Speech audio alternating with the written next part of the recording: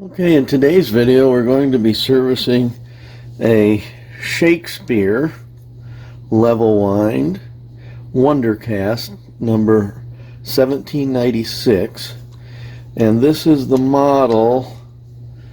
I don't know if you can see it there, but it's model EK, and that would make this, if you look at the date codes for Shakespeare, that would make this a 1961.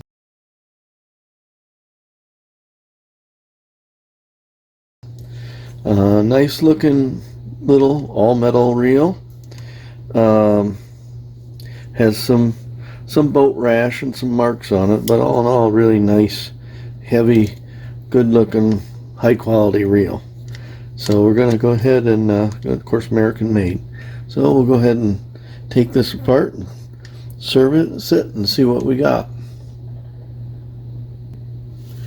Okay, we'll start by taking off the cover, which is a short counterclockwise turn and then pulls out.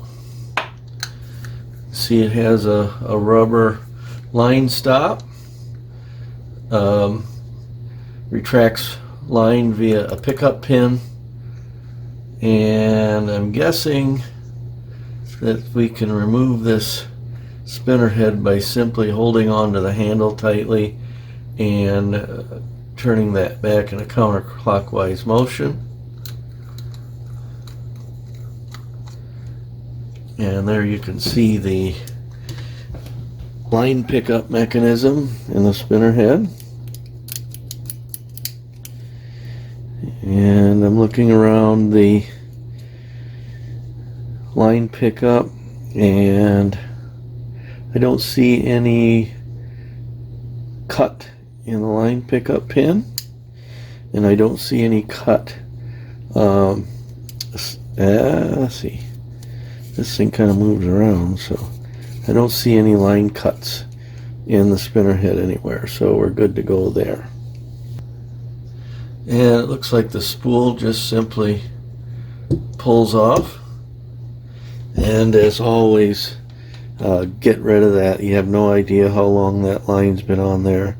This is probably way heavier line than I would typically use anyway, and this kind of a reel for pan fishing and so on, even bass fishing. So let me get that line off. And just like that, the line is off the spool. And I forgot to mention that this reel has an oscillating spinner head for even distribution of the line. And as I'm winding it here, I'm feeling a kind of a, I don't know if it's a skip or what, but something's going on. It's not a smooth wind. Something's happening right about there. Don't hear any grinding or anything like that in the gears, but just like a little skip as it comes down like that. So I'll have to see what's going on there. So I think the first thing I'm going to do is take off the side plate.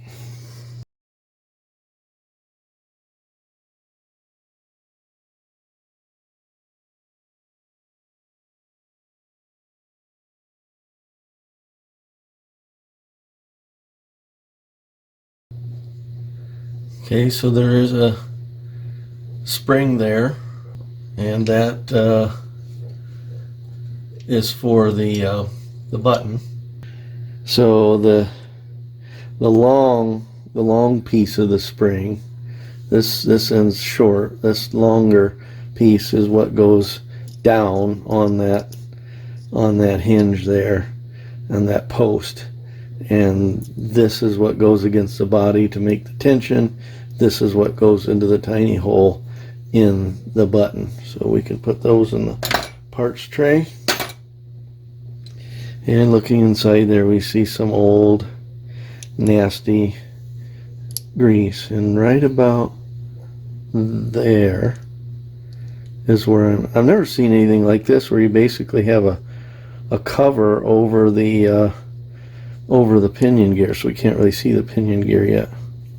So we'll have to take off that other side. Might just be some hard grease in the crosswind apparatus or something like that. We hope that's all it is.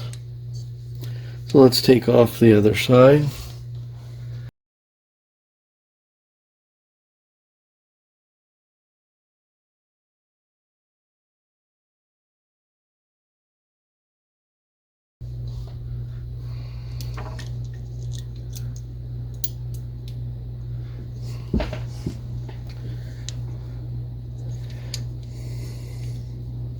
So that's like a little, it's not really a lever, it's kind of a little sliding button.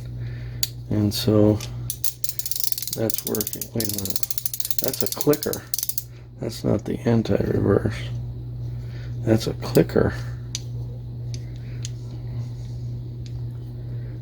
I don't know. I would assume this has an anti-reverse, but I'm not. Unless it's grease, well, maybe it doesn't have an anti-reverse. But even with the clicker on, you don't really have an anti-reverse.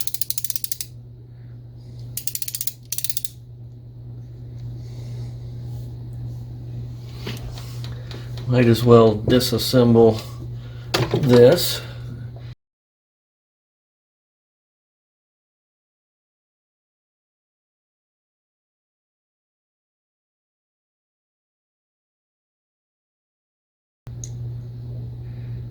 Yeah, I really don't see an anti-reverse. It's just basically a bait clicker in there.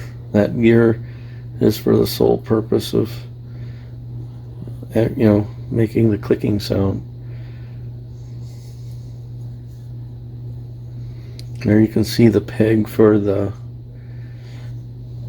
crosswind assembly or mechanism, and a lot of nasty grease in there, so yeah, hopefully that's the only thing causing that little glitch when you're winding it. I don't see any broken teeth on there. So we can put those in the parts tray. Now this is interesting. This must be the drag basically, and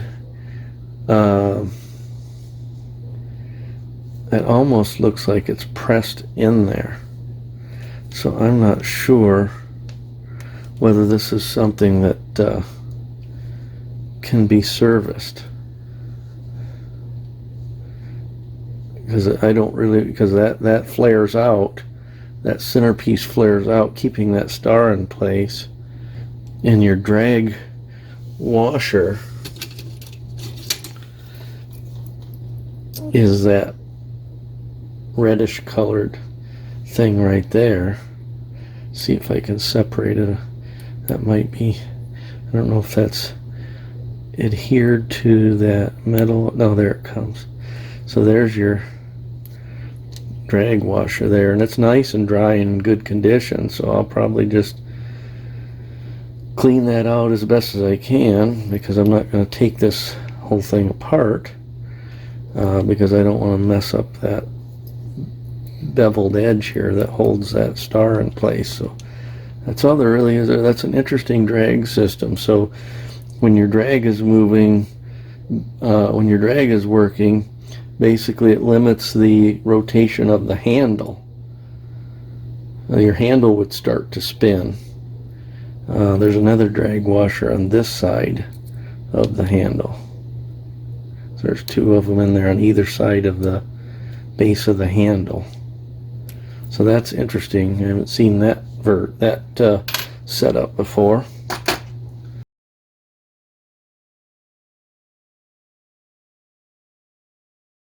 That whole assembly pops out of there.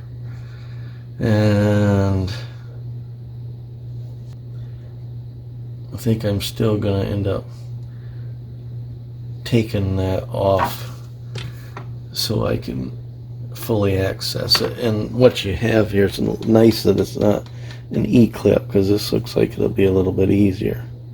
But it's like a little bobby pin type deal. Just as long as I don't shoot it across the room.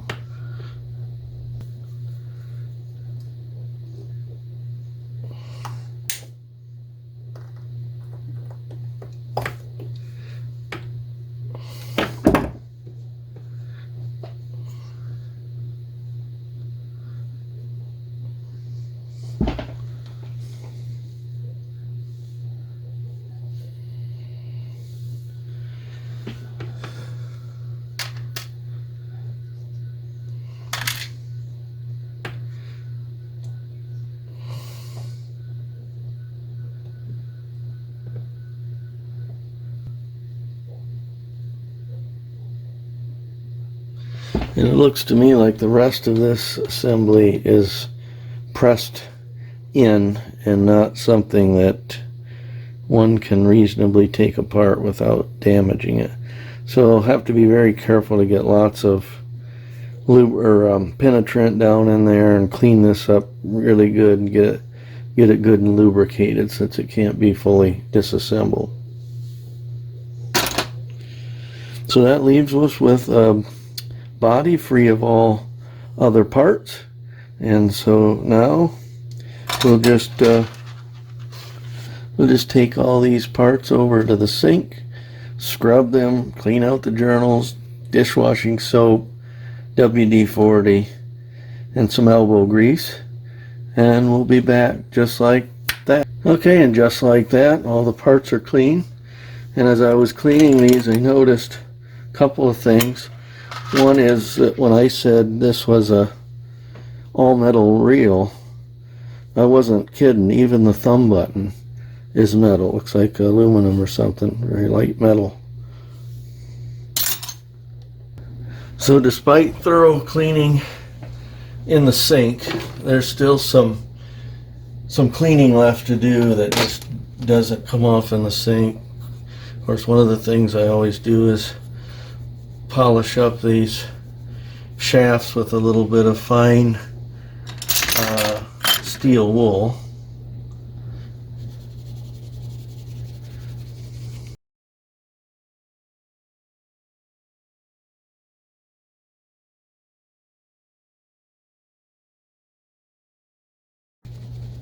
The other thing I noticed when I was cleaning this reel, for a second, I thought it had a dual drag system on it, because we talked about the drag in the handle, and then I was looking at the cap, and it's got the same kind of cap as those where the drag is basically tightened by screwing the cap, and then you've got some flanges in here with felt on them that put pressure on the spool as you further tighten the cap down.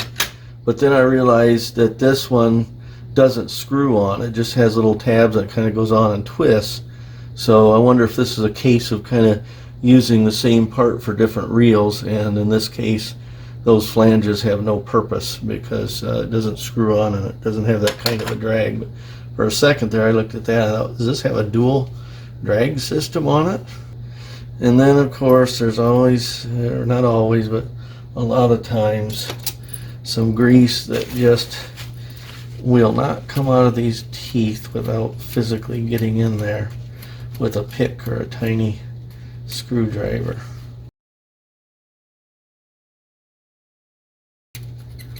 And I'm hoping by cleaning this out and the crosswind apparatus that whatever that little tick was when I was winding will go away.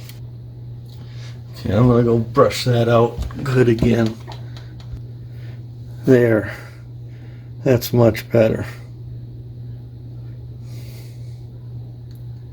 Now, have to do the same thing with the main gear, especially the steel wool on this one, because this one's definitely still discolored from residue. And the glue in this and in that, there's still some, I said glue, I meant to say grease. The grease that was in there where that peg is for the crosswind apparatus was like glue. I mean, it had to literally be picked off, and there's still some in there.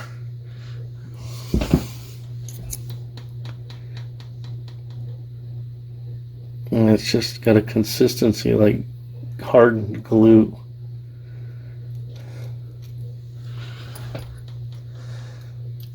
And it's all around that peg, and that might have contributed to the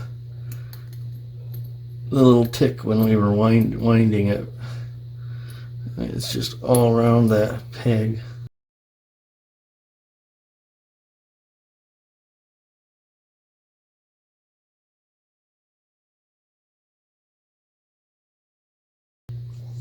And then there's still some caked on grease inside some of these teeth that needs to come out.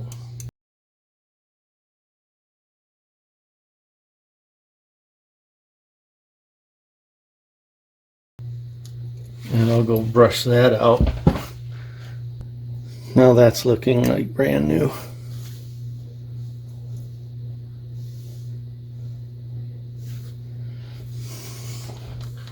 So I think we can start thinking about reassembling here. And I'm going to start by putting the crank assembly together.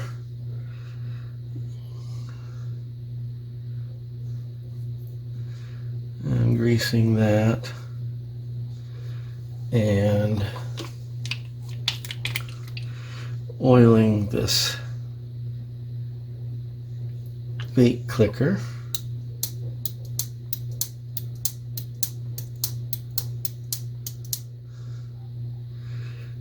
And oiling the, well, I suppose I can put a little grease on here too. And then oiling the main gear shaft and installing that.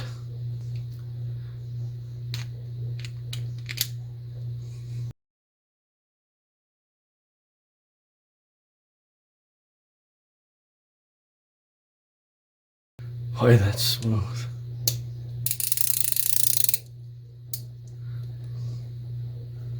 And of course, a little lubricant in the handle.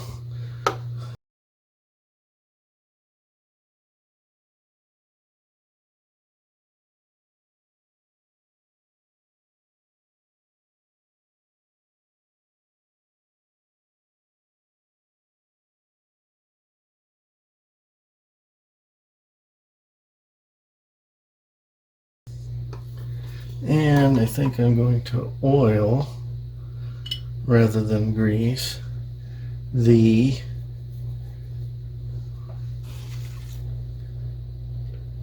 sort of crosswind mechanism here.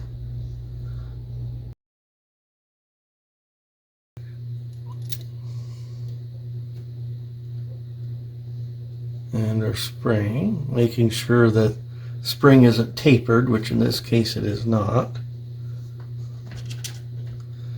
And then we have to put on this little retainer, and then our little clip.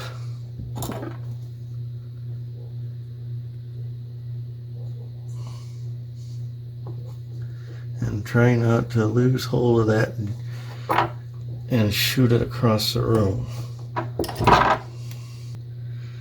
Okay, now we're ready to install that apparatus. And that peg lines up with that slot. And then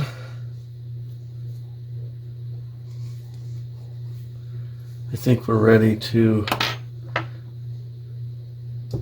we have to make sure that this little piece of nylon here, that opening is facing towards where the main gear is going to be. And we need to make sure that that peg lines up with that opening.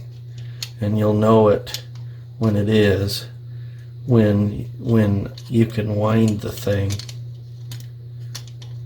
and see that assembly oscillating there.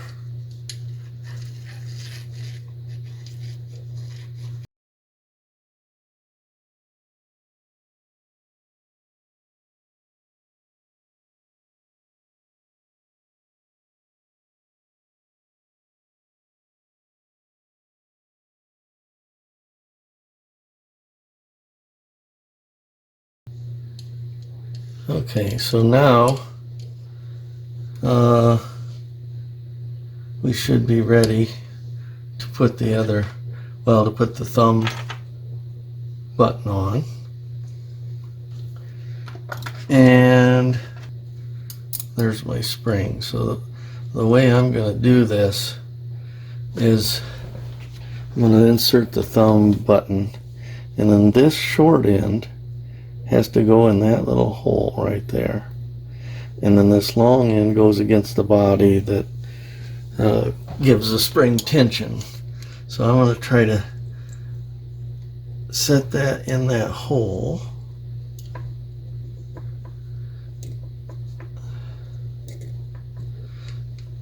And kind of try to hold that the best that I can in place while I add, and I've greased that peg there. I'm going to try to add that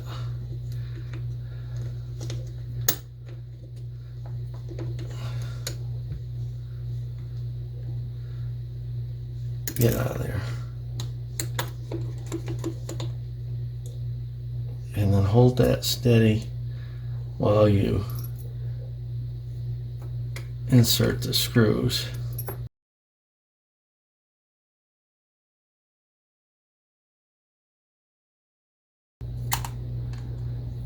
Especially with this beautiful, I guess it's stainless steel, you don't really want to slip. And when you support the screwdriver, and try not to slip and scratch that beautiful side plate or booger up the screw or bolt heads. And then just make sure things are oscillating and make sure the thumb button is working properly. Then we can go and grease the shaft around which the spool fits. Maybe down a little bit on that flange where the spool rests.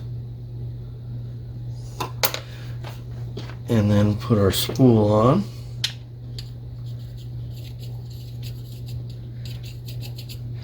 And then lubricate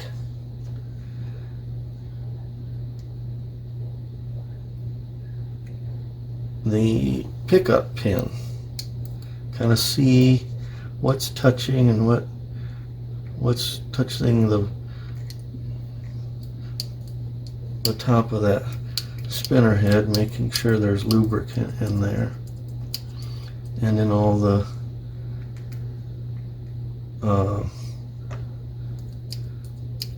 moving parts,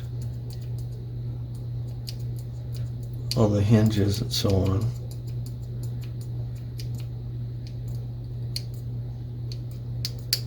It looks good. And so now we're ready to screw the spinner head back on. And at that point the pickup pin will start to come out. Can't really tighten that on as tight as I want until I tighten up this drag a little bit. There, now it's on good and tight, oscillating beautifully. No issues with winding. There's not that bad point on it anymore. It's nice and smooth. And now we're ready for no ladybug. Now we're ready for probably one of the Chinese versions. Now we're ready to find those little tabs. Put the pretty side up. This side's got less gashes on it. Let's see if we can get that side up. Yeah, all the boat rash is down here now. And wipe her down good.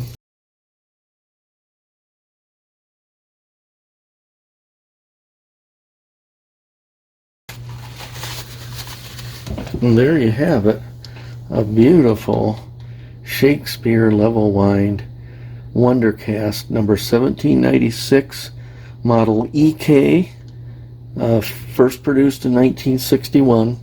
We don't know if this actual reel was made in 1961.